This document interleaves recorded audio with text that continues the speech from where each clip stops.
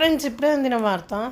విద్యుత్ కొనుగోళ్ల విచారణలో బిగ్ ట్విస్ట్ అంటూ వార్తలు అయితే వస్తున్నాయి. మరి ఏంటి ఆ ట్విస్ట్ అనేది చూసేద్దాం ఫ్రెండ్స్. వివరాల్లోకి వెళ్ళే ముందు దయచేసి లైక్ చేసి, షేర్ చేసి, సబ్స్క్రైబ్ అయితే చేసి మరిన్ని లేటెస్ట్ అప్డేట్స్ కోసం బెల్ ఐకాన్ అయితే క్లిక్ చేయండి ఫ్రెండ్స్. అయితే తెలంగాణలో విద్యుత్ కొనుగోళ్ల వ్యవహారం తీవ్ర చర్చనీయాంశంగా మారగా, దీనిపై విచారణ జరిపేందుకు రేవంత్ రెడ్డి సర్కార్ జస్టిస్ నరసింహారెడ్డి నేతృత్వంలో కమిషన్ ఏర్పాటు చేసిన విషయం తెలిసిందే.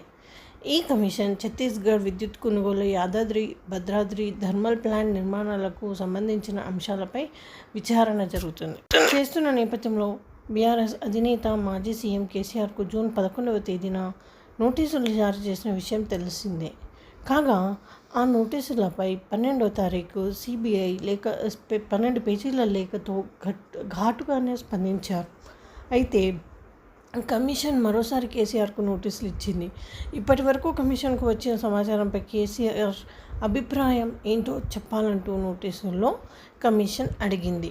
అయితే రెండోసారి నోటీసు ఈ నెల 19వ తేదీని ఇవ్వగా ఈ విషయం తాజాగా వెలుగులోకి వచ్చింది. అయితే ఆ నోటీసులపై ఈ నెల 27వ తేదీలోపు వివరణ ఇవ్వాలని కేసీఆర్ను కమిషన్ ఆదేశించింది.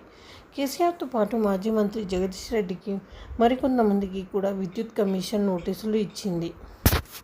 కాగా విద్యుత్ కొనుగోళ్ల అంశంపై ఇప్పటికే కేసీఆర్కు జస్టిస్ నరసింహారెడ్డి కమిషన్ ఇప్పటికే నోటీసులు జారీ చేసింది. బీఆర్ఎస్ ప్రభుత్వంలో జరిగిన విద్యుత్ కొనుగోళ్లకు సంబంధించిన వివరణ ఇవ్వాలని నోటీసులో పేర్కొంది. కాగా ఈ నోటీసులు గులాబీ బాస్ ఘాటుగా రిప్లై ఇచ్చారు. విచారణ నిష్పక్షపాతంగా జరగట్లేదని, కమిషన్ నుంచి చైర్మన్ నరసింహారెడ్డి స్వచ్ఛందంగా తప్పుకోవాలంటూ కేసీఆర్ 12 పేజీల లేఖ రాయడం సంచలనంగా మారింది. కాగా ఇదే అంశంపై తాజాగా కేసీఆర్ హైకోర్టుకు కూడా ఆశ్రయించడం గమనార్హం.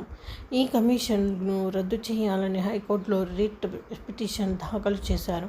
ఓవైపు కేసీఆర్కు జస్టిస్ నరసింహారెడ్డి కమిషన్ రెండోసారి నోటీసులు ఇవ్వటం, మరోవైపు ఈ కమిషన్ మీద గులాబీ బాస్ హైకోర్టును ఆశ్రయించడంతో ఈ అంశం ఇప్పుడు తెలంగాణ రాజకీయాల్లో హాట్ టాపిక్గా మారింది. మొదటిసారి ఘాటుగా స్పందించిన కేసీఆర్ రెండోసారి కూడా నోటీసులు పంపడంపై ఎలా స్పందించారన్నది సర్వత్రా ఆసక్తికరంగా మారింది. ఫ్రెండ్స్, ఈ విధంగా వార్తలు అయితే వస్తున్నాయి ఫ్రెండ్స్. Thanks for watching.